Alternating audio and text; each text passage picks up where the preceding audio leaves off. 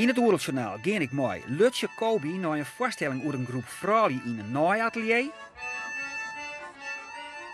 Papa!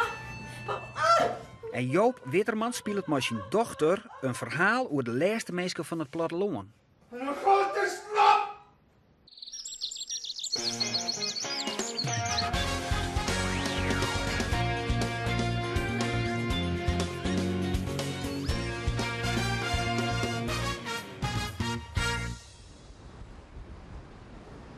Delleval en in de vierde de haven van West-Skilge. Meer dan 50.000 mensen komen deze week naar het eiland, naar Oeral, en ik ben daar een van. Zoals elke keer hoop ik maar op mooi waar, maar het festival begint met buien en hudde wien. Het is net oors. En eigenlijk ik net zo heel slim. Waar is er wel mooi. Wat wolswaardiglijk is dat Oeral toch bezuinigings zijn rieksubsidie kwijtrekkert. En zonder dat geld kan het net. Een domme set, want dit festival levert de staat om belastinginkomsten al meer dan 4 miljoen euro op. Een meervoud van de subsidie die ze jouwen.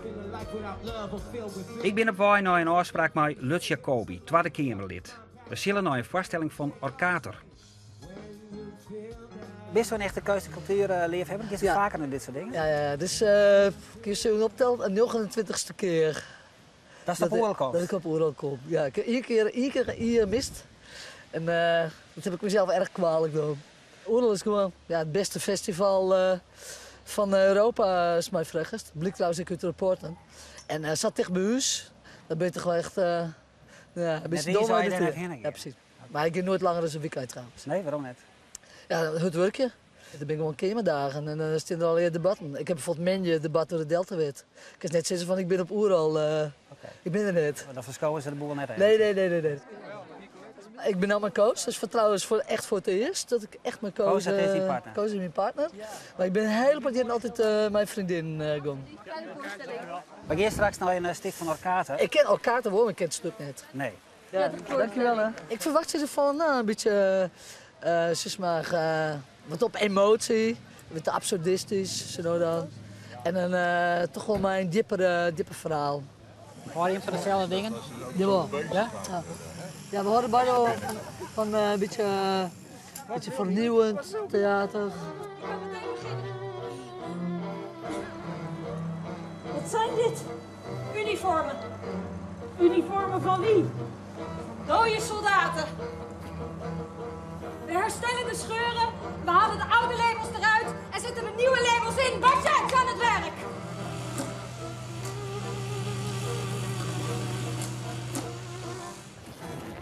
Wat we wist een bui krijgen als jeder familie, daar rint zijn voorstelling vanzelf volledig in de soep. Van nu heet je Piotr vertelt het verhaal van een groep vrouwen die klingen voor sneuvele soldaten verstellen matten. Een muzikale vertelling over hoe zij de oorlog terugkomen.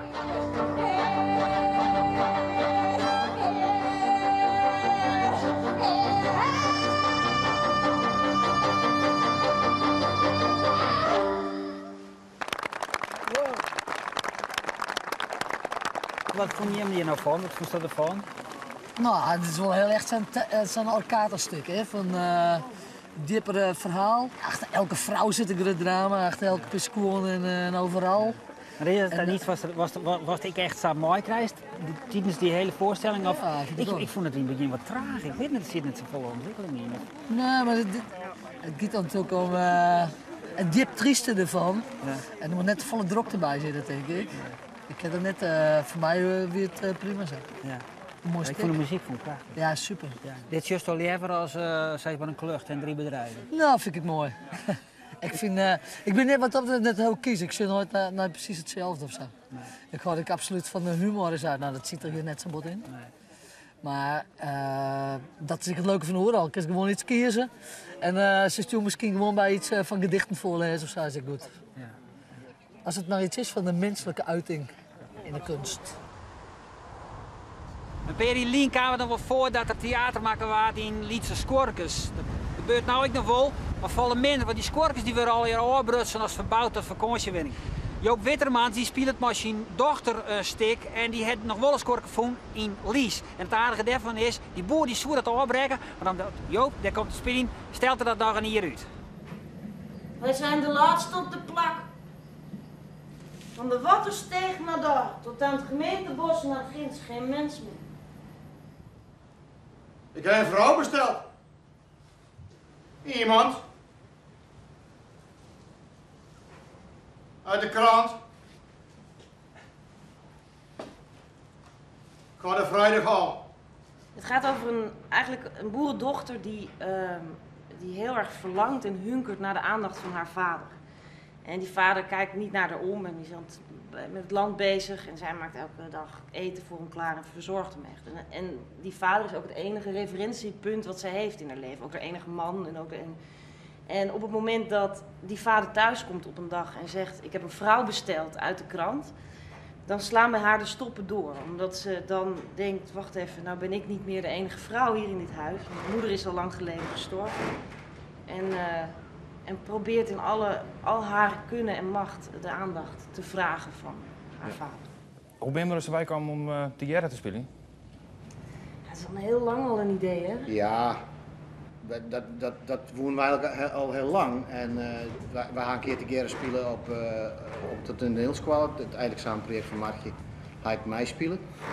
Kitty Kouwadi dat toen. En, dus dat weer een soort uitproberen. Ja, en het hing altijd. En via Annie en Herman is het op een gegeven moment bij elkaar gekomen. Regisseur en de Annie van Hoofd. tekstbeschrijver, Ja. bewerker. Ja. En toen had het nog een tijdje door. We hebben nog een keer bij Bielpas zitten gegaan, wat brainstormen, welke kant gaat het uit. Ja, en toen op een gegeven moment ging Hermans helemaal zijn eigen ding maken ervan. Niet mijn nieuwe moeder. Ik heb nooit een moeder gehad, dus ook geen nieuwe moeder. Wat ik wel echt heel gaaf vind, is dat omdat Joop een andere generatie speler is, waar ik gewoon echt van kan leren, waar ik naar kan kijken en denk: oh, hij doet het zo en hij doet het zo. En waardoor je dus een diepere laag pakt, omdat je elkaar vertrouwt, omdat je elkaar zo goed kent, dan durf je gewoon verder te gaan. En dan is het niet erg als je even niet meer kan of even dat er emoties komen, dan weet je schrikt niet meer van elkaar. Als de een boos is of even niet meer wil. Papa, het zal geen pijn doen, papa, ik kan het ook, papa, papa, papa, papa. Kom! Papa. Kelder! Kom! Kelder! Donker daar. Maar ik wist precies waar ik moest zijn. De man wees mij de weg. Ja, je rijdt het wieltje nog eens.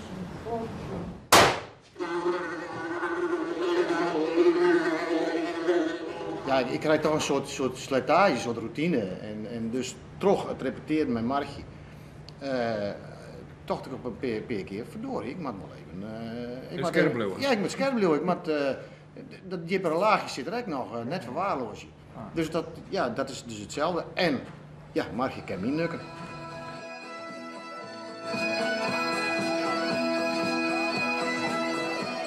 Kom je hier, ik had, als je gewoon oorzaak... Ja, even een biertje pakken of zo, ja. Dit café. Ja. Waarom dit café? Nou, dat is authentiek, hè? Helemaal oud van binnen. Gewoon lekker bezig. En nog eventjes door beste politica. De subsidies zijn alweer vaai. Wat vies er dan? Oeral, die voldoet aan alle eisen. Ja. Is voor nog 11% nog commercieel afhankelijk. Of tenminste van de RICO afhankelijk. Ja. En ik denk, ja, die 11% is voor mij correct de erkenning die de Oerrit er bij doet. Ik vind het eigenlijk het beste festival van Europa. Ja.